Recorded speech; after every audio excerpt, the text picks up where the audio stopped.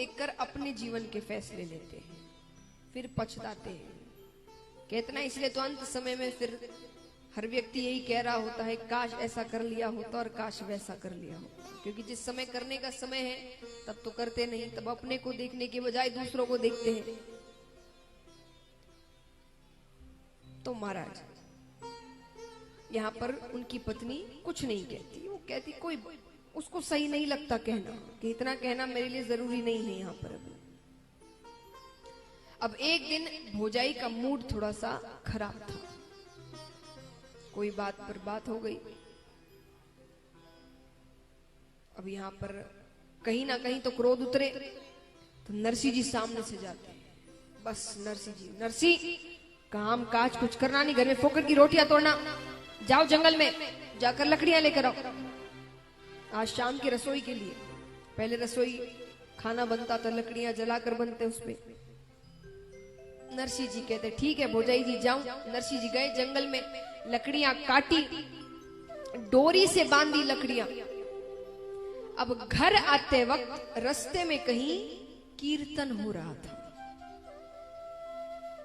नरसी जी तो कीर्तन में बैठ गए, और क्या बैठे, रम गए। अब वो कीर्तन चलता ही जाए, चलता ही जाए। कीर्तन चलते चलते शाम हो जाती है। अब नरसी जी कहते हैं कि अब घर जाऊं और वो भोजाई लड़े, क्योंकि उनको तो मौका ही चाहिए, हमसू लड़।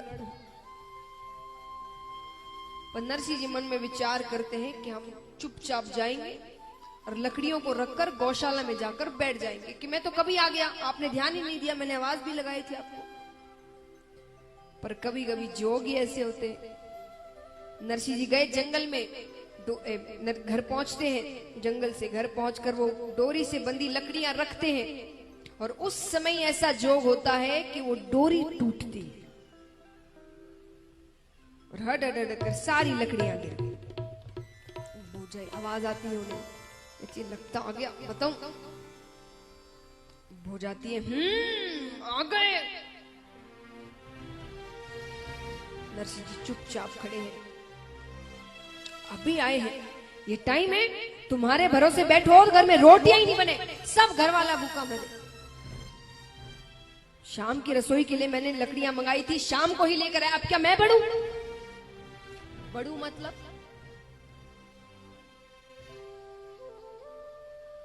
जलना, मारवाड़ी वापस। तो बढ़ू मतलब जलू। उसने कहा कि अब मैं बढ़ू यानी मैं जलू। मैंने लकड़ियां शाम के लिए मंगाई थी, शाम का तो समय हो गया, कि अब मैं जलूं? खाने बनाने का समय तो रहा नहीं, अब कभी भी पति आ जाएंगे, ये आ जाएंगे, तो क्या काम हुआ उसका? कहती कि अब मैं जलूं। नरसी जी मन में कहते भोजाई जी आपके मन में है तो मैं ना क्यों दूं? भोजाई कहती क्या कहा? नहीं नहीं कुछ नहीं भोजाई जी, गलती हो गई। भोजाई कहती इतनी देर क्यों लगी? बोले वो रास्ता में कहीं कीर्तन हो रहा था तो मैं कीर्तन में बैठ गया।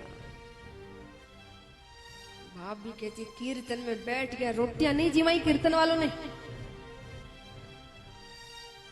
ये करताल ये बजाने तो जाओ वहां पर, भोजन करने आओ यहाँ पर, जाओ निकल जा मेरे घर से, कुछ नहीं है। नरसी जी हाथ जोड़ते, भोजाई जी माफ कर दो, गलती हो गई, अब नहीं करूंगा। भोजाई तो फन फन करती गई अपने कमरा में। नरसी जी गौशाला में जाकर बैठ जाते हैं। देखिए महाराज कोई कमरा नहीं था, नरसी जी गौशाला में रहते, बड़ा भाई तो पूरे घर का स्वामी, नरसी जी गौशाला में रहते और आनंद से रहते। आजकल तो बड़े भाई का कमरा थोड़ा सा बड़ा है और छोटे भाई का थोड़ा सा ही छोटा है, तो मेरा ही ऐसा क्यों, मेरा ही ऐसा क्यों? नरसी जी गौशाला में रहते, आनंद से रहते, कोई चिंता नहीं। अब खाने का समय हुआ, भोजाई आई रोटी लेकर, लाकर रख दी थाली, ये लो खा लो। अब नरसी जी वो रोटी को देख रहे हैं तो रोटी ऐसी चीटी कि तोड़ो तो टूटे नहीं, मोड़ो तो मुड़े नहीं। पानी में ही रख दे तो 2 घंटा लगे भीजने में, लाकर रख दी। नरसी जी देखते हैं, नरसी जी कहते भोजाई जी रोटी थोड़ी ठंडी है, थोड़ी ऊनी ला दो। ऊनी मतलब गरम, ऊनी मतलब गरम, कि थोड़ी गरम रोटी ला दो। अब महाराज नरसिंह जी ने तो धीरे धीरे कहा, रोटी ऊनी मिली ना मिली, भोजाई बड़ी ऊनी हुई।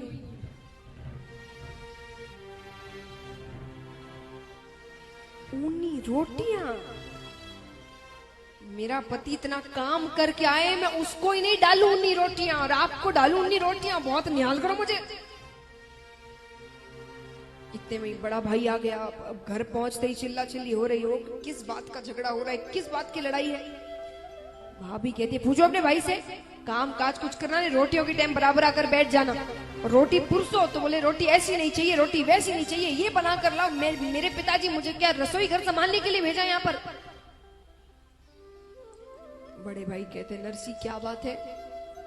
नरसिंह जी कहते हैं, भाई साहब मैंने तो इतना सा कहा कि रोटी थोड़ी ठंडी है, थोड़ी सी ऊनी ला दो।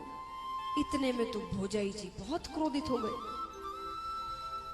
भोजाई कहती है, अच्छा तो मेरी गलती, हाँ हाँ मैं तो हुई ऐसी, मुझे घर में रखते क्यों, निकाल दो। नहीं निकाला तो मैं खुद जाऊं। अब जाओ नहीं जाओ, एक बार धमाका तो कर दिया। अब बेचारा बड़ा भाई संकट में आ गया, एक तरफ छोटा भाई, दूसरी तरफ घर की लुगाई, फंस गए बेचारे। यहाँ जो भाई साहब लोग बैठे हुए हैं उनके साथ ये बड़ा होता है। माँ कहती है यूं करो, भाई कहता है यूं करो, बहन कहती है यूं करो, लुगाई कहते हैं यूं करो। सरकार संकट में आ जाते हैं। पर नरसिंह जी भक्त थे, और एक भक्त कभी भी अपने कारण कहीं भी विवाद नहीं होने देते हैं। ये सब सत्संगी के गुण हैं। सत्संग में जाओ और कुछ अच्छी एक दो बातें नहीं साथ लेकर आओ तो क्या काम सत्संग में जाने का।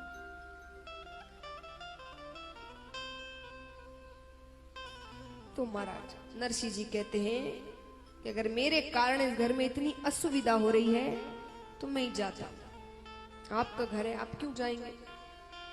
और बड़े भाई का आशीर्वाद लेकर नरसिंह जी तो घर से निकल जाते हैं।